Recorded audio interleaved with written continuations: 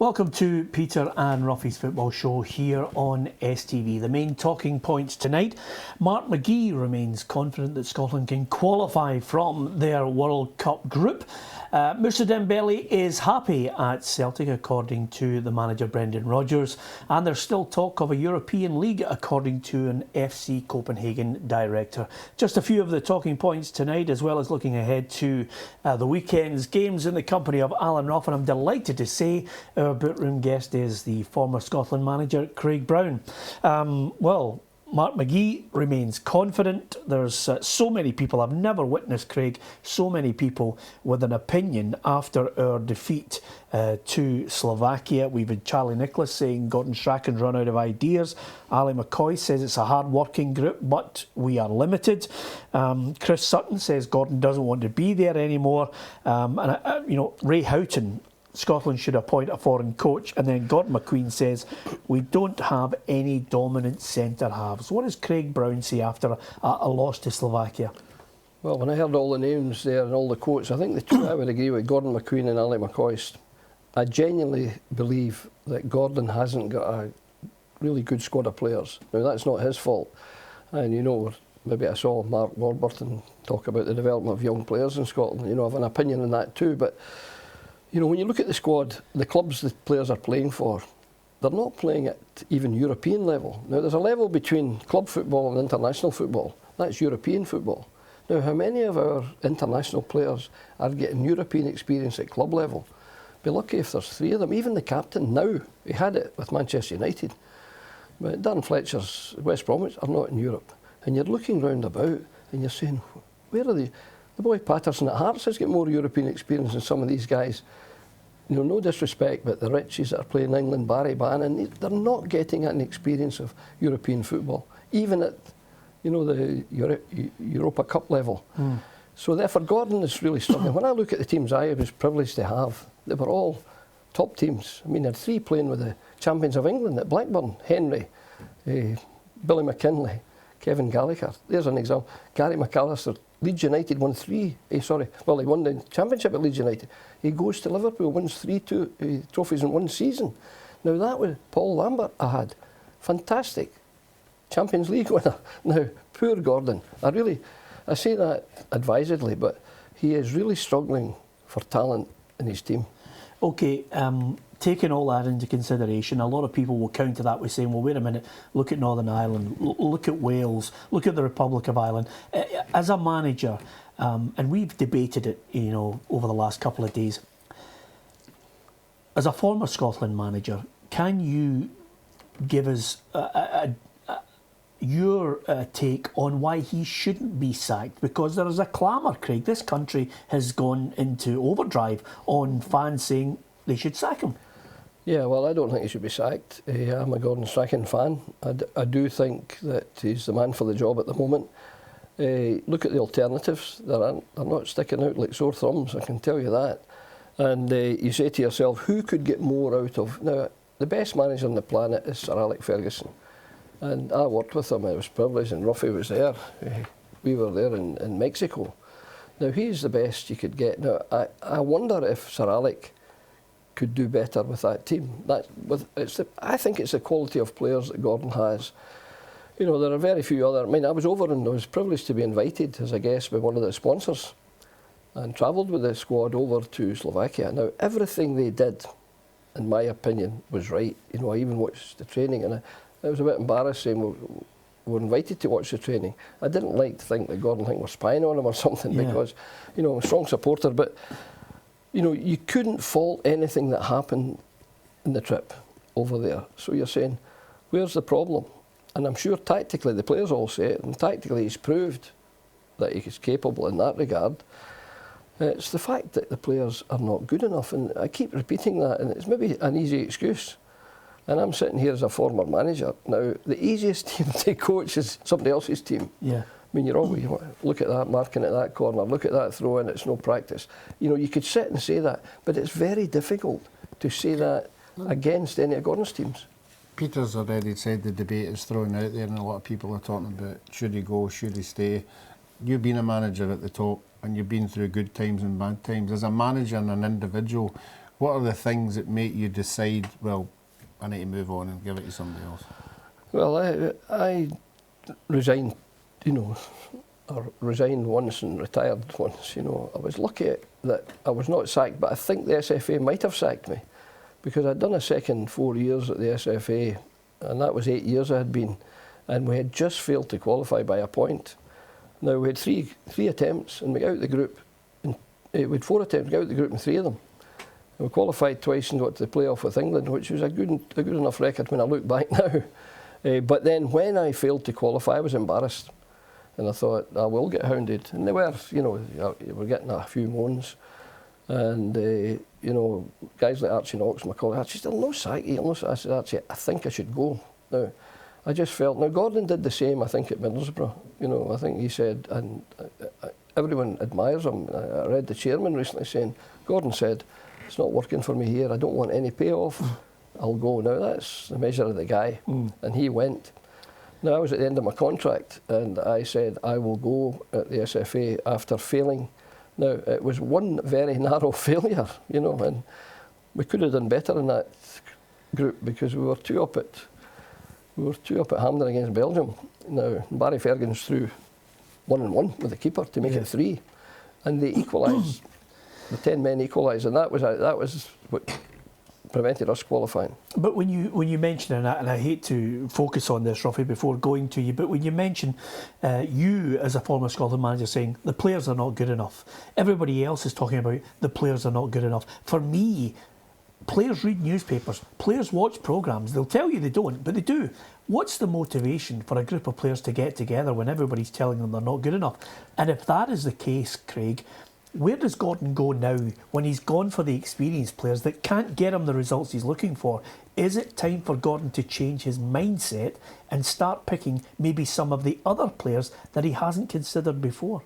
Well, like they were saying the other day that he'd only 4 of the successful team from the last qualification group, which was a very narrow miss. You know, certainly at the start of the campaign they were doing well, and there's only 4 places changed. Now, you're absolutely right in saying the players read. Now, I think Gordon is very good in that regard because he continues to say, doesn't he, the great work with these guys, they're working very well, they're good lads, they're good players. Now, he builds them up. But the truth is, what I'm saying is this, that if they were as good as we need, they would be playing in Europe with the clubs that are playing in Europe, because these clubs have got money to spend. So if they look around for players to bolster their team, they would pick a Scottish international player, surely. Well, is it time for him to change some of the players that he's playing then? Well, if he can see better. You see, we're in a situation here, we're not seeing the competition. I see every Premier League team repeatedly. I'm at every Aberdeen game, and I know the Aberdeen players very well, and I see, I mean, there aren't so many players of calibre playing in the Premier League in Scotland. Now, I'm not seeing the boys. But there's one that scored 40 goals, Craig, that a lot of people are beating him over the head with. Which is Lee Griffiths. Well, there's an argument for that, but I'm not going to pick Lee Griffiths because I'm not seeing your namesake playing down in England for Fulham. Yeah. I'm not seeing Martin. So how can I say, and I can look at he scores a goal or 2 he did for Derby County, he's scoring for Fulham. And then Fletcher, he scored 3 in an international recently. Okay, it was against a lesser team, Malta, but he scored 3 goals. Now, very difficult to say, leave him out and play Lee Griffiths. Now, I'm a Lee Griffiths fan, I think. In fact, you know, I was interested in him coming to Aberdeen even. I phoned his manager down in when he was at Wolves, Mike McCarthy, and I was trying to get him. But he went for more money elsewhere. But Lee Griffiths is a good striker. But these other guys are being seen, and we're sitting here, we are not seeing the competition playing now. Gordon's got his staff, and one of them's a former great goal scorer, Andy Ritchie. Yeah. Now, I'm sure Andy Ritchie will have gone to see any other contender. So will Mark McGee. So will Andy Watson. So you've got to respect their judgment. On that point, Ruffy, you know, just briefly before we go to the break, I don't think the SFA are looking at this knee-jerk reaction to it. I think, you know, as I said, I don't think he should be sacked. I think they're going to let him go to England and then, you know, see how that game pans out. Yeah, he's quite rightly portraying it the way it is. We're 1 point, we're we're looking at playoff place. We're 1 point behind that. You know, if it had been 6 or 7 points, then you might have to make a decision. But a decision will be made, as Craig will know, when you play against your old enemy, and if things don't go well, there will be a fallout from that game. That's why we're hoping we can get down there and get something out of that game. Okay, we'll talk more with former Scotland boss Craig Brown and Alan Rough. We might move on to some domestic issues, including the Player of the Month for September next.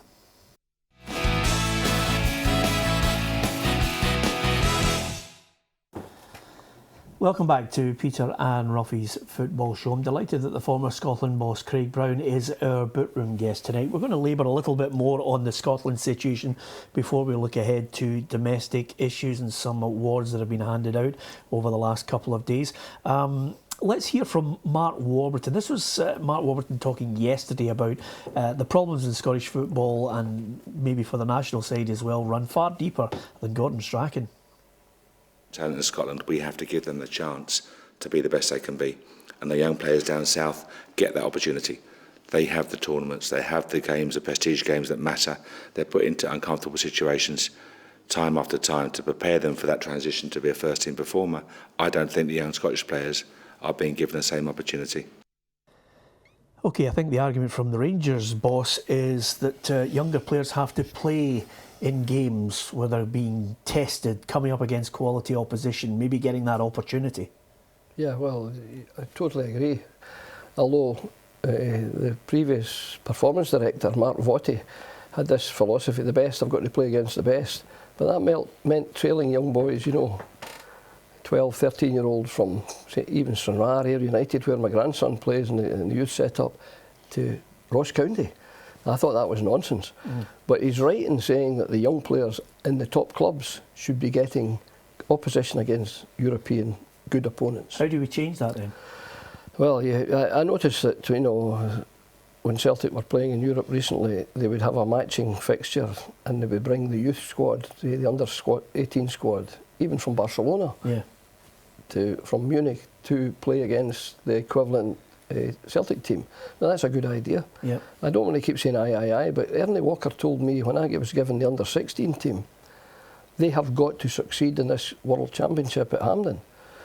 And he says, anything you want to make them succeed. Now, it was just what Mark Warburton said. I said, we need games against good opposition. Get as many games as you want. You have a year to do it. So we picked a squad, Ross Matthew and I got 14 internationals arranged against good European opposition. Now, the team wasn't a great team. I think only two made, Brian O'Neill and Paul Dickhoff made the top. But because they had that experience against good European opposition, they were able to cope in a very competitive environment. Okay, let me ask you this thing that perplexes me, you know, year in, year out now. When I was a young man following Scotland everywhere, we took it for granted growing up that Scotland were going to qualify with your man here and most of his teammates. But we were well used to players that could do something different on the park. We were well used to, you know, a bit of genius from Kenny Dalglish. I mean, even the fullbacks were world class. Sandy Jardine, Danny McGrain. You know, but I look at those 3 or 4 World Cup squads. I think the 1974 squad was the most gifted of all. No disrespect to you, Ruffy, but he's not even answering me back. But why are we not producing? I mean, look at Karamoko Dembele. Everybody's raving about a 13-year-old because of the skill. Do we coach it out of them? Are we getting something wrong with their technical ability? No, they're not playing as they used to. You know, with a ball every night when they finish school. You know, they're not getting into the street and a wall and a ball. They're not doing that now. You know, Iceland are successful, and it's an oversimplification. Are relatively successful, but they have wonderful indoor facilities. They had 7 years ago. They had 7 full-size indoor pitches up there, in a country of 330,000 people. Now we have got 3 in Scotland now. One in Aberdeen, one in Glasgow, and one at Motherwell at Ravenscraig. 3 full-size in there now. A kid at night now will go onto his iPad rather than go out into a cold environment. Now, we used to go after the school finished, we were out in the playground until it was time to eat or till it was dark. Now, we're not doing that now, so we've got to try and replicate the street football by giving good, warm facilities for the youngsters to play. And I genuinely think it's a facilities problem. I do believe that I went to Norway all these years ago with Ross Matthew on a fact-finding mission. Every village had a government-funded half-size pitch at least, every village. Now, it wasn't the responsibility of the Norwegian Football Association, it was the government that decided we're going to make provision. Health of the nations improved, other sports as well as football improved. Now, you wonder why in Iceland and Norway and Sweden, why they're doing so well. They have facilities that we don't have. I think another point that Craig touched on it briefly is that I don't think there's enough of the youngsters in the under-21 getting top-class football. I think if you look at the Scotland under-21 side, there's not many of them holding down a first-team place.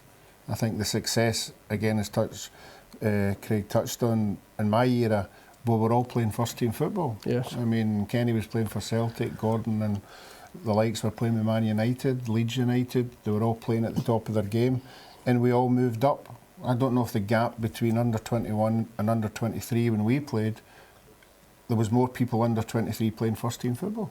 And even for a time, in recent times, under-21, there were still a lot of players, young guys at that age, playing in the first team. Yeah. Now, the SFA tried a rule, that was another, a Mark Votti rule, I think, that you must have 3 in your squad under-21, 3 in a squad of 18. Now, I played a game at Aberdeen against Hibs. We had 11. It was near the last game of the season a few years ago. We had 11 under-21s from Aberdeen and Hibs had 9. I think that was a record. Yeah. So 20 out of your 36 listed players were under-21. Okay, listen, we could probably make another 3 programmes on how to solve this problem, but the immediate problem is we've got to go to Wembley and win. Can we go to Wembley and win? Well, yes, I firmly believe we can. And I believe that for 2 reasons. One, the guys will really be up for the fixture. And they've been to difficult places. Gordon has taken most of that squad, you know, to Germany and to Poland, places like that. And England, I think, are wavering at the moment. They're really struggling, you know, and I hope they'll continue to struggle. But there was a lot of criticism, and if it wasn't for Joe Hart, he's the Alan Rough equivalent in England, had a good game. If it wasn't for him doing so well, England would have lost that game. So they've really got a lot to come to do to beat Scotland at Wembley. And as you know, we're capable of doing that. And I genuinely think, and I dearly hope, and that would transform the whole attitude towards the national team and towards the manager. Okay, let's move on to some other news just on the domestic front to talk about. First and foremost, congratulations to Moussa Dembele. He's the Player of the Month for September. No surprise there, Ruffy? No surprise at all. He's been fantastic. You know, like any good striker, once you get a hat-trick, you just want to play in every game. You want the ball to you all the time, you want to score goals, and that's what he's done. In that month, he's been absolutely superb. Yeah, and his manager says he's happy, he's enjoying life in Glasgow. So I think that'll be, great news for the Celtic fans, because everybody and their granny's looking at him. PSG apparently now keeping their tabs on their former player. Well, that's great, you know, and we were talking to one the other day over there in Slovakia that the whole town of Glasgow, the whole city of Glasgow rather, was speaking about, and that was Lubo Moravcik. Now, he's in that category at the moment, I think. Yeah. If he turns out as good a player as Moravcik consistently for Celtic, he will be an outstanding signing for Celtic. Yeah, absolutely, Craig. Although Moravcik could trap a ball with his backside. I think Moussa might have a wee bit to go before he's able to do that sort of thing. Anyway, I'll leave it to you, Moussa Dembele. Let's have a look at the fixtures for the weekend, because we've got some really good games to look forward to. Of course, the first of them is on the Friday, which is Inverness Cally Thistle against Rangers. And this one is interesting because Rangers with 1 win in the last 5 games, Ruffy, but here's Inverness Cally Thistle with a manager getting manager of the month, unbeaten in the last 5 games. This should be a good one at the Talk Stadium. Yeah, I'm sure if Rangers had looked at this fixture maybe 2 or 3 weeks ago, it'd been one they would have enjoyed going up there. Obviously, the poor start that Inverness had, but now, as you've just said there, on the run that they're in, you know, and having handled Celtic particularly well, I think Rangers will know they're going to be in a game on Friday night, and I think they'll have to be at their best to get something out of this. Okay, just to finish, and we're running right out of time, I've got to ask you about your team up there, Aberdeen. I know you're still on the board there and cast your eye over what Derek is doing. Can you finish second? Do you think you've got the best chance, Aberdeen, of finishing second? Wee bit disappointed you didn't say, can you finish first? Yeah, well, we're trying to be realistic about it rather than lure you into it. Can you finish first? I'm an optimist. I think, I don't know, you said, can you finish first? But, you know, we shouldn't finish first in wage bill and in support and things like that. But, you know, you never know. We've been in touch with Celtic last year once or twice, and then it kind of faded away. We got 1 or 2 injuries, and I think Derek McInnes has done exceptionally well with his colleague Tony Docherty up there. So I think Aberdeen would at least be second. Yeah, let me tell you this, and I'll tell you right now, we will pick you up in a Rolls Royce. We'll take you out for an all expenses paid I'll hold you to it. I'll hold you to it. And it's in Monte Carlo. If Aberdeen win the title, we're coming to pick you up. And Is Ruffy paying? He's paying. You can bring Tony Docherty and Derek McInnes as well. He's got a Rolls Royce already.